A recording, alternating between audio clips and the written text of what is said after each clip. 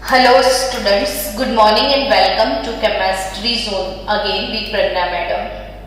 Students, we are going to start 12th now. 12th Chemistry और जानते हो सबसे पहला चैप्टर 1 जिसका नाम क्या है बताओ? Solid state. जैसे ही मैंने टाइटल लिखा तो थोड़ी स्माइल भी आपके चेहरे पर लग रही है जो बच्चे मेरे सामने बैठे हैं। और क्यों स्माइल लग रही है? तो ये कुछ जाना पहचाना सा लगता है ना, क्योंकि 11th में ऐसा ही एक चैप्टर था पीछे से, स्टेट्स ऑफ मैटर था ना, स्टेट्स ऑफ मैटर। ये चैप्टर आप पढ़ के आए हो और स्टेट्स ऑफ मैटर में आपने कोई भी सब्सटेंस उसके कितने फिजिकल स्टेट्स के बारे में पढ़ा है? वैसे तो all together there are 5 states of matter. 5 में जो वेरी कॉमन है, जो कि सब बच्चे पहले से जानते हैं, वो है solid, liquid state, gaseous state और गैस से भी आगे। जैसे आपको पता है कि हम सॉलिड को थोड़ा गर्म कर लेंगे तो वो मेल्ट हो जाएगा, फ्यूज हो जाएगा, लिक्विड में आ जाएगा। लिक्विड को और गर्म कर लिया तो वो किस में चला जाएगा? तो चालू करेगा, गैस में चला जाएगा। फिर गैस को गर्म करेंगे तो क्या होगा वो बताओ? ऑलरेडी वो तो गैस है, तो गैस को ज्यादा एनर्जी देने वाले हो आप, तो आपको एक डेफिनेशन चैप्टर 3 में पढ़ाया था कि when gaseous neutral atom absorb energy then it is ionized and gives us positive ion। मतलब गैस को अगर आप एनर्जी प्रोवाइड करोगे तो वो इलेक्ट्रॉन को लूज कर देगा। तो ये जो इलेक्ट्रॉन को वो लूज करने वाला है या नहीं, और उसी सिचुएशन में, लूज करने की सिचुएशन में जस्ट आ जाता है, उसे हम प्लाज्मा कंडीशन बोलते हैं। कौन सी कंडीशन? यानी सॉलिड, लिक्विड, गैस, गैस के बाद कौन सा स्टेज आता है? Plasma state. इसका ऑपोजिट सोचो, गैस को कूल डाउन करो तो लिक्विड। हेलो, गैस को कूल डाउन करोगे तो किस में जाओगे? इधर प्रेजेंट रखो आप। लिक्विड को कूल डाउन किया तो, और उसको ठंडा करोगे ना तो और एक स्टेट है BEC। BEC का फुल फॉर्म पता है आपको? किसी को भी कि नहीं पता है? B का बोस, E फॉर आइंस्टाइन और C for condensation. C for what? Condensate भी बोल सकते हो, कंडेंसेट भी बोल सकते हो आप। तो बोस, आइंस्टाइन, कंडेंसेट। तो कंडेंसेट ये BEC हुआ, यानी टोटल कोई भी जो मैटर्स होते हैं all together total there are 5 physical states, BEC। अब उसका फुल फॉर्म आ गया बोस, आइंस्टाइन, कंडेंसेट। फिर S mean solid, SEL liquid, और गैस और प्लाज्मा। अब आपको पता है इनमें से ये वाले 2 स्टेट कौन से? Liquid and gas. पढ़ चुके हो कि नहीं पढ़ चुके हो? आप पढ़ चुके हो तो क्या पढ़ चुके हो मेरे को बताओ?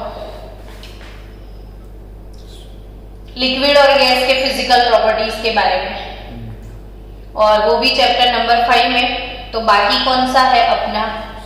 सॉलिड स्टेट, जो कि हमारा 12 का फर्स्ट चैप्टर है और जिसको हमें स्टार्ट करना है।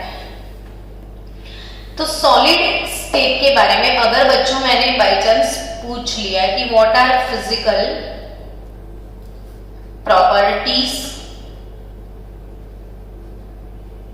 ऑफ सॉलिड, तो आप बोलोगे मैडम अभी क्या कैसे कैसे क्वेश्चन पूछते हो, कितने छोटे थे तब से पढ़ रहे हैं, बोलोगे ना ऐसे? तो बोलो ना, क्या पढ़ा आपने छोटे थे तब से, मेरे को ये बताओ।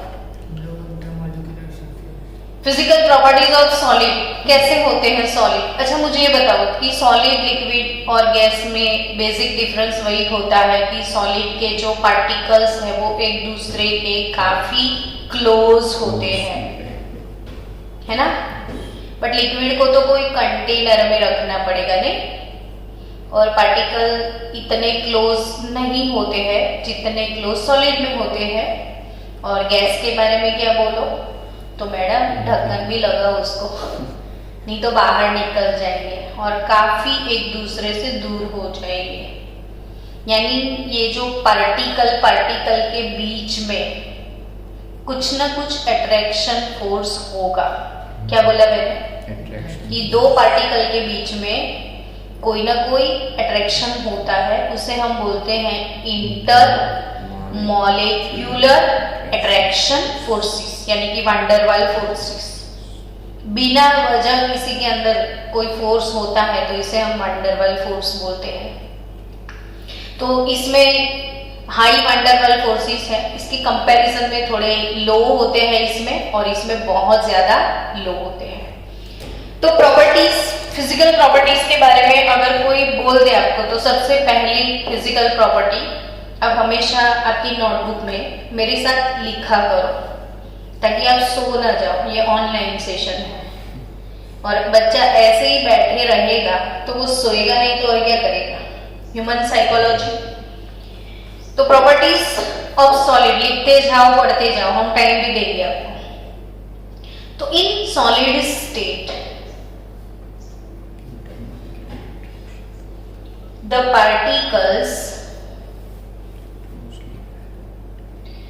particles are not able to move randomly। आपने थर्मोडायनामिक्स का वीडियो देखा होगा ना, अभी लास्ट में मैंने भेजे थे 2 वीडियो, और थर्मोडायनामिक्स में आपने रैंडमनेस यानी एंट्रोपी पढ़ के आए हो। तो एंट्रोपी इसमें कम होती है, रैंडमनेस कम होती है। मॉलिक्यूल एक परफेक्ट अरेंजमेंट में होते, परफेक्ट अरेंजमेंट, है ना।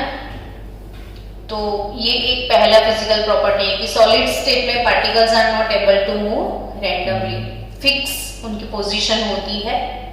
Second thing, they have definite shape and volume. ये छोटे थे तब से पता है नहीं, definite shape and volume solid state में होता है। Third thing, solids have high density, yes और नॉट। बहुत सारे बच्चे एक चीज भूल जाते हैं कि डेंसिटी हाई सबसे ज्यादा किसका होता है, सॉलिड का। क्यों पता है कि पार्टिकल एकदम क्लोज होंगे ना, तो वॉल्यूम बहुत ज्यादा कम हो जाता है।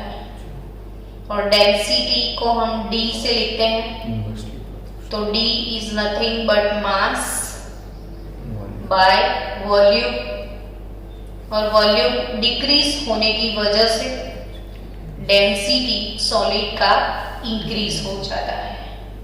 चलो इसके बहाने आपको डेंसिटी का फॉर्मूला फिर से मेमोराइज हो गया। डेंसिटी क्या होता है, mass by volume.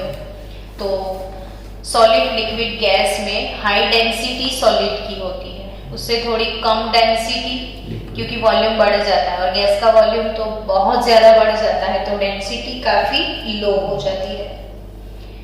Next, solids have high and sharp melting point. High and sharp melting point, जानते हो मेल्टिंग पॉइंट क्या होता है? हाँ कि नहीं जानते हो? मेल्टिंग पॉइंट क्या होता है वो मेरे को बताओ। हाँ, सॉलिड मेल्ट होना स्टार्ट, जैसे आइस है तो आइस सॉलिड फेज में है। 0 डिग्री सेल्सियस टेम्परेचर अगर आपने कर दिया तो 0 डिग्री में आइस का फ्यूजन स्टार्ट हो जाएगा और आइस बिकम वाटर, यानी लिक्विड में कन्वर्ट हो जाएगा। तो इसका एक स्पेसिफिक मेल्टिंग पॉइंट है आइस का। वैसे जो भी सॉलिड्स होते हैं उनको मेल्ट करने के लिए काफी एनर्जी की जरूरत रहती है, तो ऑल सॉलिड्स हैव शार्प एक स्पेसिफिक वैल्यू होगा एंड हाई मेल्टिंग पॉइंट। फिर से रिपीट मारो तो कैरेक्टरिस्टिक के बारे में। पहला कैरेक्टरिस्टिक क्या पढ़ा आपने कि रैंडम नहीं होते हैं पार्टिकल्स, डेफिनेट शेप होगा, वॉल्यूम होगा, डेंसिटी हाई होगा, शार्प मेल्टिंग पॉइंट होता है। और कुछ याद आ रहा? तो दे आर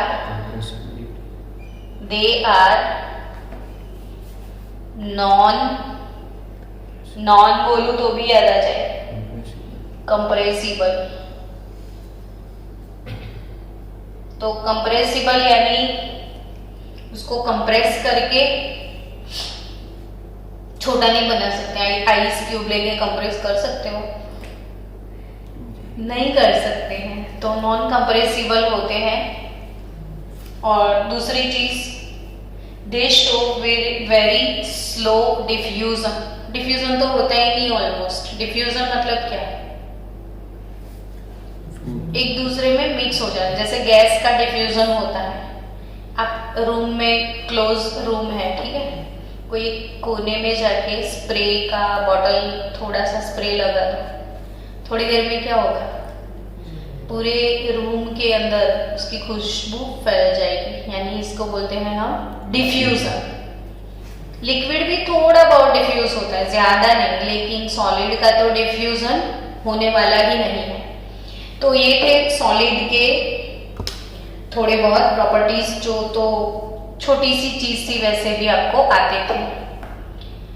बच्चों, अब जो मेन बात है उस पे आते हैं हम लोग कि जितने भी सॉलिड्स हैं उसके थोड़े बहुत एग्जाम्पल मुझे दो कि आपके आजू बाजू में, सराउंडिंग्स में कौन कौन से सॉलिड्स आप देखते हो। तो आप बोलोगे कि मैडम सॉल्ट है। फिर आप क्या देखते हो आपके आजू बाजू में? तो जितनी भी मेटल है वो सॉलिड, सॉल्ट सॉलिड है, मेटल सॉलिड,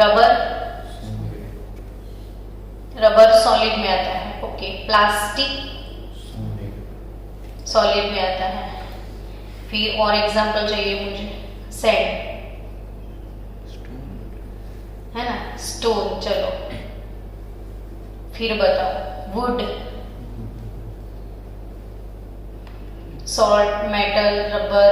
मेटल में सारी मेटल आ गई ना, कॉपर मेटल, फिर gold metal, Fe, aluminium, zinc, silver. ये तो सिर्फ थोड़े बहुत एग्जाम्पल। सॉल्ट यानी कोई भी सॉल्ट ले लो, NaCl ले लेते हैं, चलो। तो रबर, प्लास्टिक, सैंड, ग्लास। तो ये थोड़े बहुत कॉमन एग्जाम्पल जो आपके आजू बाजू में आप देखते हो कि ये सारे सॉलिड्स है ना। तो अगर ये सारे कंपाउंड सॉलिड्स हैं तो क्या उनमें कोई बेसिक डिफरेंस है या नहीं? ये जितने भी सॉलिड्स हैं ना, उसमें कोई बेसिक डिफरेंस है या नहीं है, वो समझते हैं। तो बेसिकली बच्चों, जितने भी सॉलिड्स हैं ना, उनको मेन 2 कैटेगरीज में हम डिवाइड कर सकते हैं। मेन कितनी कैटेगरीज में हम इसको डिवाइड कर सकते हैं? 2 कैटेगरीज। और वो कौन सी? तो एक है क्रिस्टलाइन सॉलिड और दूसरा है एमोर्फस।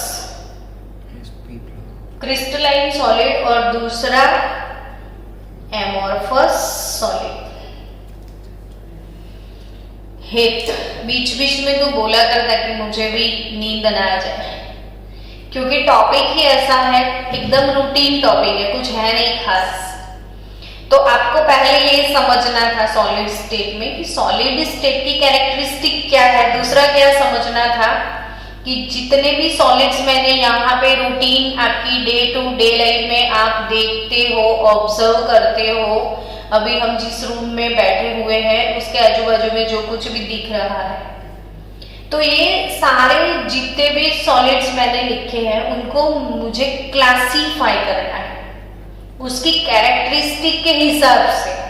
तो मेन कौन सी 2 कैटेगरीज में मैं उसको डिवाइड कर सकती हूँ कि एक है क्रिस्टलाइन सॉलिड और दूसरा है एमोर्फस सॉलिड। अब क्रिस्टलाइन और एमोर्फस, उसके बीच का डिफरेंस क्या?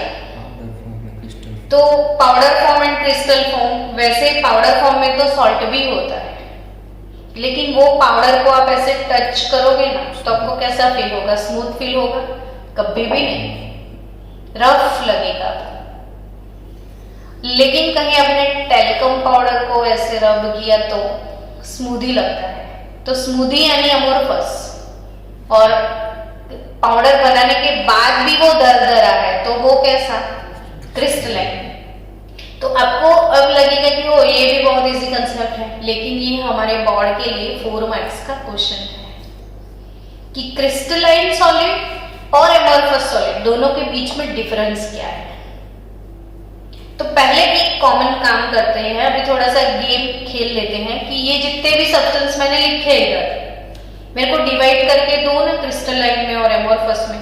तो क्रिस्टलाइन की मैं एक सिंपल बात बता दूं कि जिसमें बहुत ही ज्यादा रेगुलर अरेंजमेंट होता है, रेगुलर अरेंजमेंट। अब आप सबको एक चीज मैं बता दूं कि सोडियम क्लोराइड कैसे बनता है। तो a positive ion sodium, negative ion, फिर पॉजिटिव, फिर नेगेटिव, फिर पॉजिटिव, फिर negative, negative, positive, negative, positive. क्या समझे आप? मेरे को समझाओ।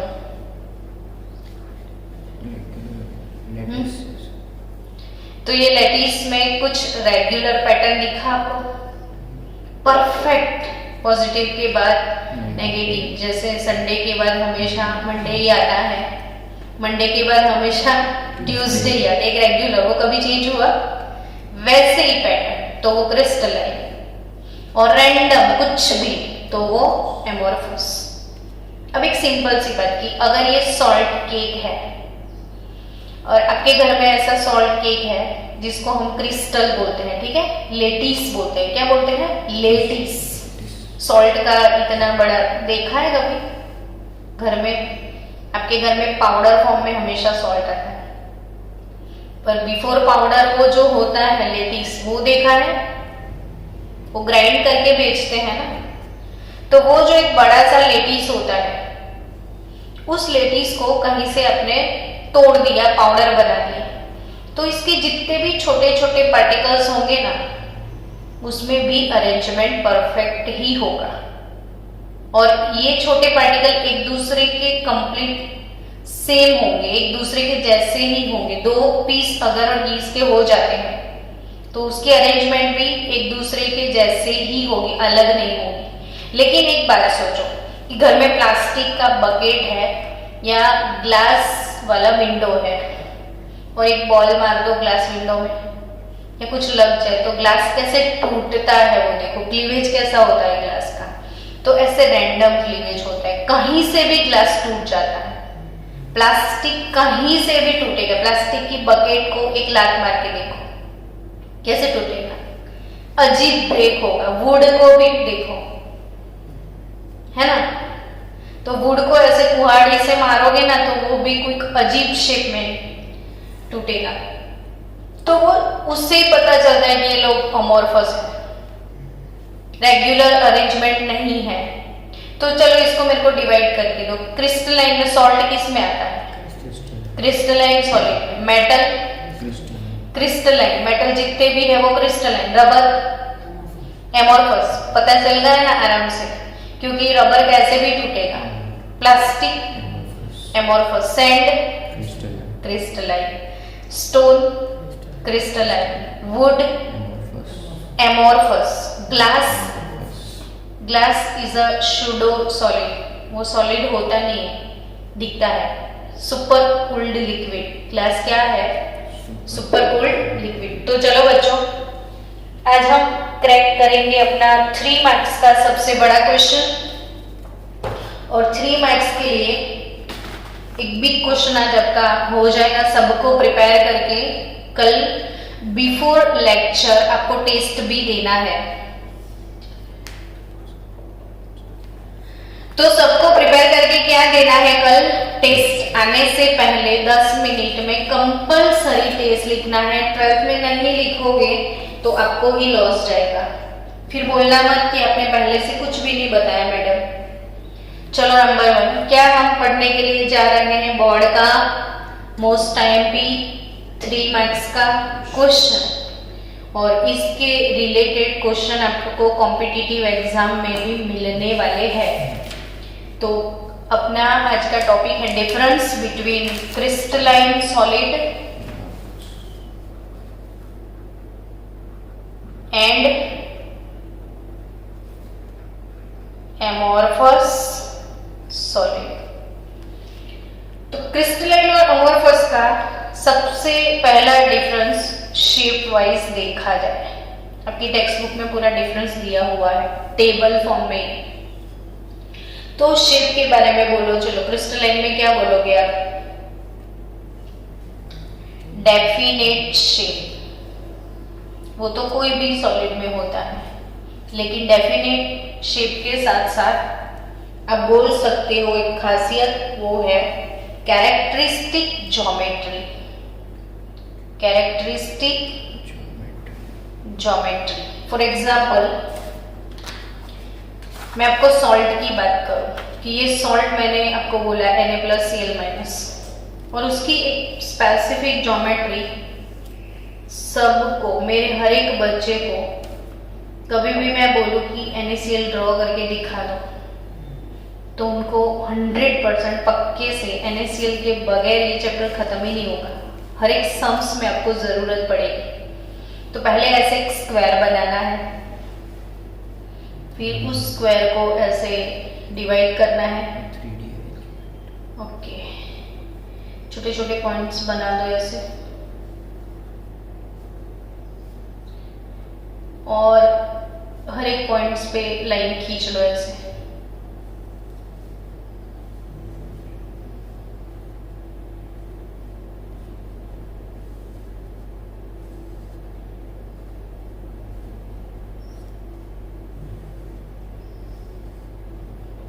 वही प्लेट को ऐसे भी अब कनेक्ट कर दो,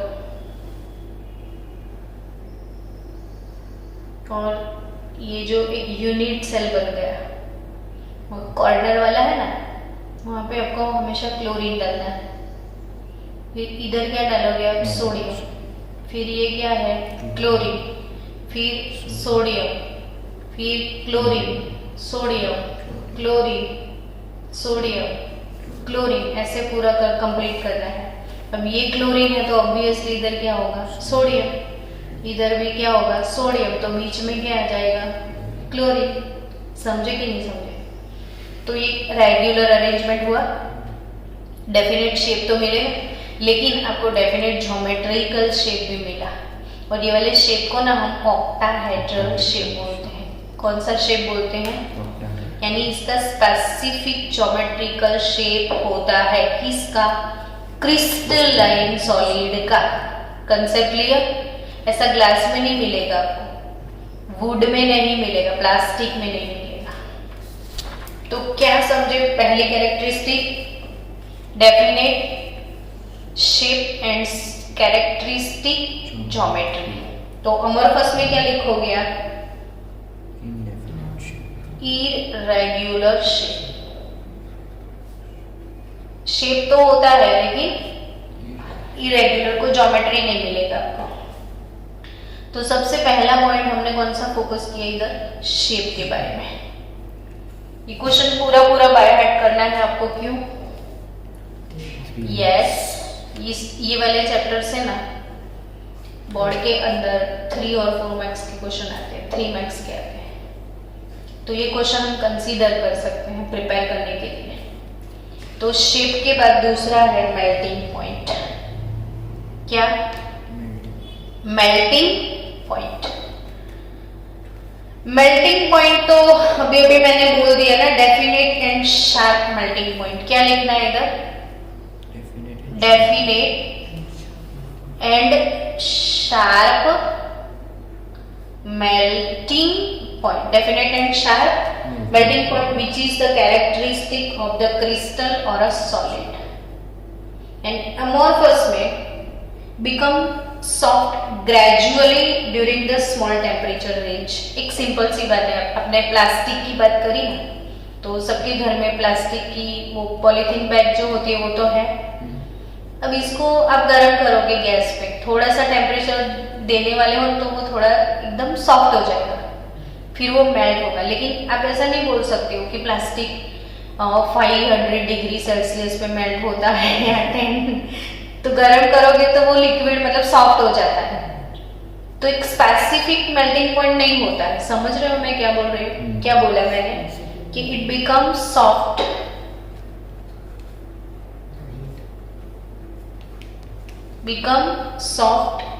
gradually during the small temperature. During the small temperature, ये तो समझ जाओगे ना, become soft gradually during the small temperature, यानी कि नो स्पेसिफिक और शार्प मेल्टिंग पॉइंट। कोई स्पेसिफिक आप टेम्परेचर मेंशन नहीं कर सकते हो। प्लास्टिक ऐसे ही कभी मेल्ट हो जाता है, और वुड तो मेल्ट नहीं होने वाला है, लेकिन फिर भी वुड पल्प तो मिलता है ना पेपर बनाने के लिए, लेकिन वो ऐसे मेल्ट नहीं किया होता है, कुछ और उसके साथ होता है। तो मेल्टिंग पॉइंट, चलो शेप के बारे में बोल दिया, फिर मेल्टिंग पॉइंट के बारे में दोनों का डिफरेंस बता दिया। अब तीसरा जो फैक्टर है वो है फ्यूजन एंथैल्पी। फिर से एंथैल्पी आ गई। अब एंथैल्पी यानी क्या? एंथैल्पी यानी एनर्जी, हीट के फॉर्म में। अब एनर्जी के दो फंडास हैं, या तो वो एब्जॉर्ब होती है या तो वो रिलीज होती है, सिंपल सी तो बात है। अब फ्यूजन एंथैल्पी है तो फ्यूजन की एंथैल्पी होगी, और क्या। अब सिंपल सी बात है कि आइस है अगर, तो आइस मेल्ट होने के बाद लिक्विड में कन्वर्ट होता है, तो आइस मेल्ट हुआ, उसी प्रोसेस को हम क्या बोलेंगे chemistry point of view? Fusion. Melting नहीं बोलते, क्या बोलते हैं इसको? फ्यूजन। अभी इधर तो बोल दिया कि मेल्टिंग पॉइंट है, तो स्पेसिफिक मेल्टिंग पॉइंट पे उसका फ्यूजन होता है, तो उसके लिए वो हीट एब्जॉर्ब करता है, और वो अमाउंट ऑफ हीट पर मोल, क्या अमाउंट ऑफ हीट पर मोल हम कैलकुलेट करते हैं, उसे बोलते हैं हम फ्यूजन एंथैल्पी। तो इसमें और कुछ नहीं लिखना है, डेफिनेट और कैरेक्टरिस्टिक फ्यूजन एंथैल्पी इसमें होती है। और वुड को आप ट्राई करो फ्यूजन करवाने का रबर को ट्राई करो, प्लास्टिक को, जस्ट सॉफ्ट हो जाएगा, लिक्विड बनेगा, लेकिन कोई स्पेसिफिक फ्यूजन एंथैल्पी नहीं होता है। तो इधर क्या लिखोगे आप? Not definite fusion enthalpy. अच्छा मुझे ये बताओ कि आपको यहाँ तक समझ में आया कि नहीं आया? चीजें समझ में आई कि नहीं आई? Okay, next shape, melting point, fusion enthalpy के बाद क्या है? Cleavage property. क्या? Cleavage property. तो क्लीवेज प्रॉपर्टी क्या होगा? क्लीवेज मतलब क्या? हाँ, ब्रोक। अभी अभी मैंने सिखाया था कि आपको तोड़ना है और नहीं, कहीं से भी तोड़ोगे आप तो दोनों ही पीस इक्वल मिलेंगे तो वो क्रिस्टलाइन होगा, और रैंडम अनइवन होंगे तो हाँ। तो when cut with a sharp tool like knife, और कुछ भी किसी भी इंस्ट्रूमेंट से आपको कट करना है तो होगा क्या? तो रेगुलर क्लीवेज अकर्स। इसमें कैसा क्लीवेज आपको मिलेगा? रेगुलर क्लीवेज अकर्स, यानी परफेक्ट ऐसा ही होगा कि the surface of the new piece obtain is the original one. Surface of new piece is obtain as a original one, यानी नया जो पीस मिलेगा उसका सरफेस उसकी मॉम डैड जैसा ही होगा। और इधर क्या बोल सकते हो क्लीवेज प्रॉपर्टी में कि when cut with a sharp tool like knife for a irregular breakage occurs, कैसा ब्रेकेज होगा इधर, इरेगुलर। बच्चों समझने की बात है, तो इरेगुलर क्लीवेज यानी आप देखो ना प्लास्टिक, अरे घर में सिंपल ग्लास को कुछ मार दो, ग्लास टूट जाएगा और उसका शेप देख के ही पता चलेगा कि ऐसे अनइवन टूटता है, कहीं से भी टूटता है, तो वो इरेगुलर क्लीवेज हुआ। चलो नेक्स्ट, क्लीवेज प्रॉपर्टी हो गई। अब नेचर के बारे में तो अमेजिंग लगेगा, अरे भाई नेचर भी होते हैं इनके, तो यस ये ट्रू सॉलिड होते हैं, कुदरती नेचुरली सॉलिड भगवान ने पहले से ही बनाया है। और ये शूडो सॉलिड होते हैं। शूडो सॉलिड यानी क्या, यू रह गया, शूडो सॉलिड। शूडो सॉलिड मतलब कि वो दिखते सॉलिड है लेकिन होते सॉलिड नहीं। फॉर एग्जाम्पल आपके घर के विंडो के अंदर जो ग्लास लगी होती है ना, glass is a super cooled liquid. अब जब वो ग्लास आप फिट करोगे ना ऐसे विंडोज में, तो वो तो फिट हो गया, प्रॉपर अच्छे से फिटिंग होगा, लेकिन वो लिक्विड है, तो धीरे धीरे लिक्विड का डेंसिटी वो नीचे की तरफ फ्लो, तो फिर जो विंडो का नीचे का पोर्शन है ना वो ठीक हो जाता है और ऊपर का बहुत पतला। और आपके घर के बाजू में से कोई डीजे वीजे निकलेगा तो पूरी विंडो ऐसे आवाज दे रही होती है, आपको याद करवानी होती है कि भाई मैं हूं। तो विंडो के ग्लास बहुत हिलते हैं और टूटेगा भी ना ग्लास तो जनरली ऊपर से टूटेगा, नीचे से ऐसे ही रहेगा विंडो में ज्यादातर। तो वो क्यों समझ में आया कि ग्लास ऐसे फ्लो करके नीचे आ जाता है, क्योंकि वो बीच में क्या रहता है, लिक्विड रहता है। तो नेचर कैसा है बोलो तो, ट्रू सॉलिड होता है। अब है कि हो गया, ऐसा फीलिंग आ रहा है नहीं आपको, तो बाकी है ना अभी 6 point. Order of arrangement of constituent particle. Order of arrangement, order of arrangement of constituent particle. क्या लगता है आपको क्रिस्टलाइन और अमोर्फस के बीच में डिफरेंस बता दो, आप खुद ही बता सकते हो मुझे। Yes, regular till long range, पूरे क्रिस्टल में कितनी भी लंबी चेन देखोगे रेगुलर पैटर्न ही मिलेगा। और यहाँ पे the order is maintain in a short stage, irregular shape होता है और पर्टिकुलर अरेंजमेंट आपको बहुत कम एरिया में मिलेगा। फिर area wise block wise change होगा, इधर कुछ और अरेंजमेंट है, उसके बाद में कुछ और अरेंजमेंट है, वैसे ही समझ में आए कि रेगुलर है, ये पूरा इरेगुलर है। और लास्ट सबसे अच्छी प्रॉपर्टी तो अब आई, effect of temperature. Effect of temperature, ये बातें आपको कॉम्पिटिटिव लेवल के लिए याद रखना है। इफेक्ट ऑफ टेम्परेचर के बारे में अच्छे से याद रखना है कि आपका कूलिंग ऑफ क्रिस्टलाइन सब्सटेंस जो है आफ्टर मेल्टिंग, पहले क्रिस्टलाइन सब्सटेंस को मेल्ट कर दो। क्या करो, मेल्ट करने के बाद उसका धीरे धीरे कूलिंग करोगे, तो कूलिंग कर्व आप ड्रॉ कर सकते हो। और कूलिंग कर्व टेम्परेचर आपकी टेक्स्ट बुक में कर्व नहीं होगा, लेकिन कॉम्पिटिटिव लेवल वाले बच्चों को ये कर्व याद रखना है कि ये टेम्परेचर रेंज और ये कूलिंग कर्व जो है यहाँ पे आपको लिखना है कूलिंग ऑफ क्रिस्टलाइन सब्सटेंस और उसका टाइम, तो time versus temperature cooling curve बोलते हैं इसको। कौन सा कर्व बोलते हैं, कूलिंग कर्व। तो एक स्पेसिफिक पॉइंट के बीच में जैसे ये मिला, फिर कोई भी दो स्पेसिफिक पॉइंट के बीच में ये रेगुलर हो जाएगा, अगर ऐसे है तो ये रेगुलर हुआ और फिर आपको ड्रॉप मिलेगा ऐसे।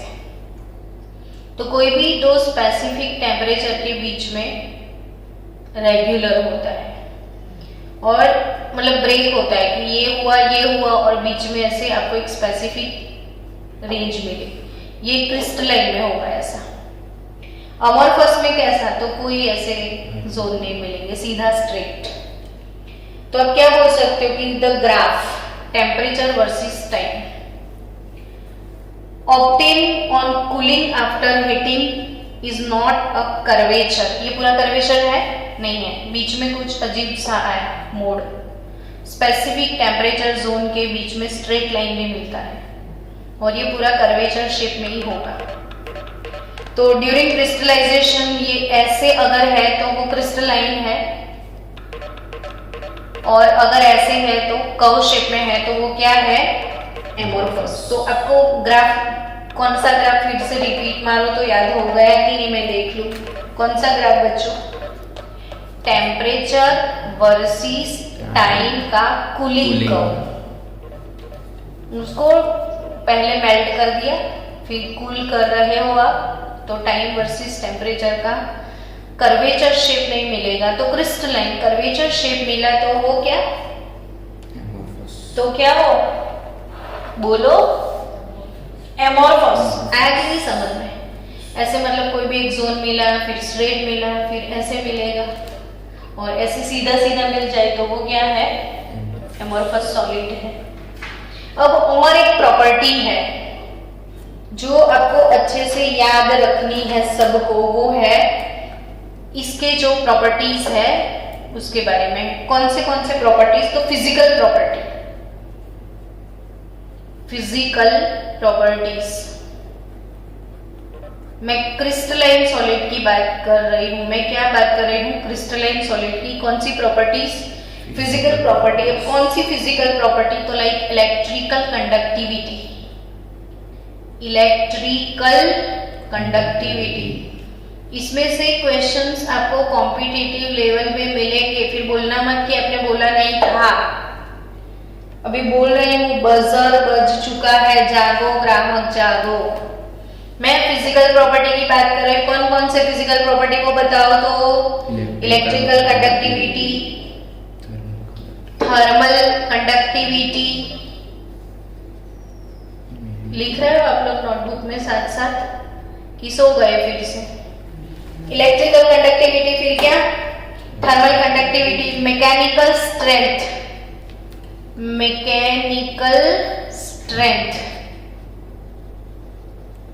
फिर से रिपीट मारो ताकि याद हो जाए। Electrical conductivity, thermal conductivity, mechanical strength, refractive index. 10th में रिफ्रैक्शन पढ़ा था ना, रिफ्रैक्टिव इंडेक्स।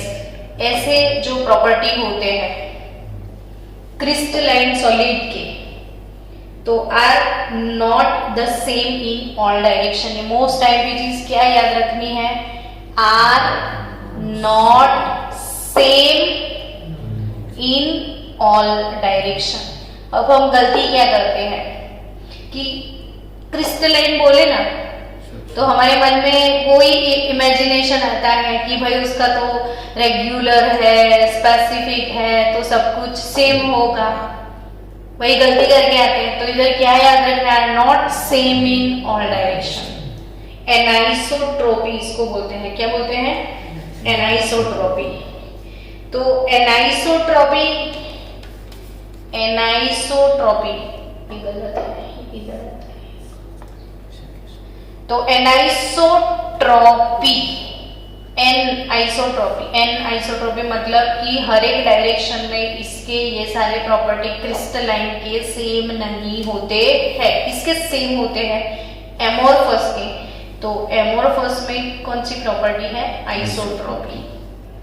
तो एक चीज ये लास्ट में जो हम गड़बड़ करने वाले हैं, ये ऑब्वियसली हम भूल जाएंगे आइसोट्रोपी एनाइसोट्रोपी। तो कौन एनाइसोट्रोपिक होगा बताओ तो, एनाइसोट्रोपिक कौन होगा, क्रिस्टलाइन, और आइसोट्रोपिक एमोर्फस होगा। तो आइसोट्रोपी एक सिंपल बात बोल दे आपको कि सोचो सॉलिड है, ये positive negative, positive negative, negative positive, ये इसका अरेंजमेंट है।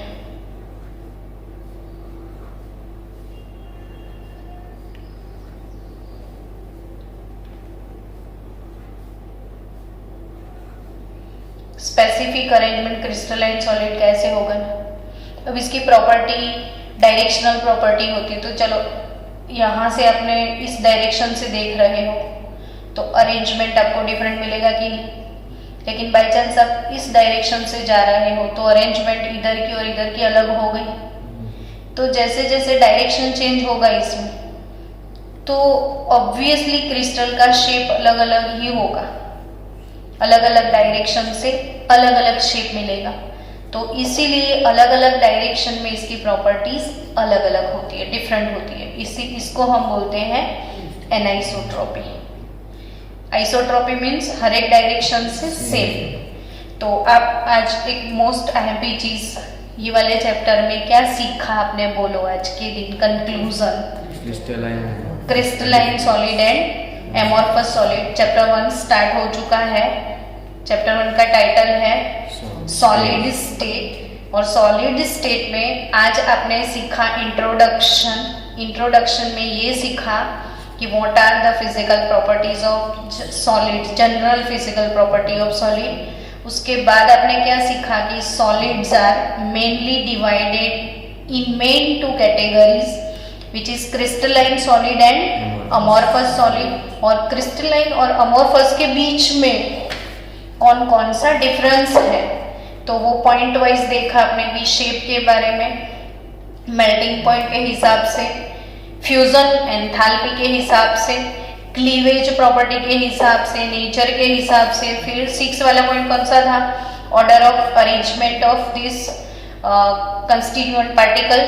फिर effect of temperature. Effect of temperature में आपको याद रखना है कि time versus temperature cooling curve जो है वो कर्वेचर नहीं होता है क्रिस्टलाइन में, स्पेसिफिक जोन में वो स्ट्रेट लाइन हो जाता है, और वो कोई भी 2 स्पेसिफिक पॉइंट होते हैं ना उसके बीच में वो स्ट्रेट हो जाता है, और ये पूरा ही कर्वेचर है किसका, एमोर्फस। और लास्ट प्रॉपर्टी कौन सा कि physical properties like electrical conductivity, thermal conductivity, refractive index, और फिर क्या मैकेनिकल स्ट्रेंथ। ऐसे प्रॉपर्टीज अलग अलग डायरेक्शंस में अलग अलग होंगे, यानी अनाइसोट्रॉपिक है ये और ये वाला आइसोट्रॉपिक। तो आज के लिए बस इतना ही काफी है। कल मिलेंगे चलते चलते नेक्स्ट लेक्चर में।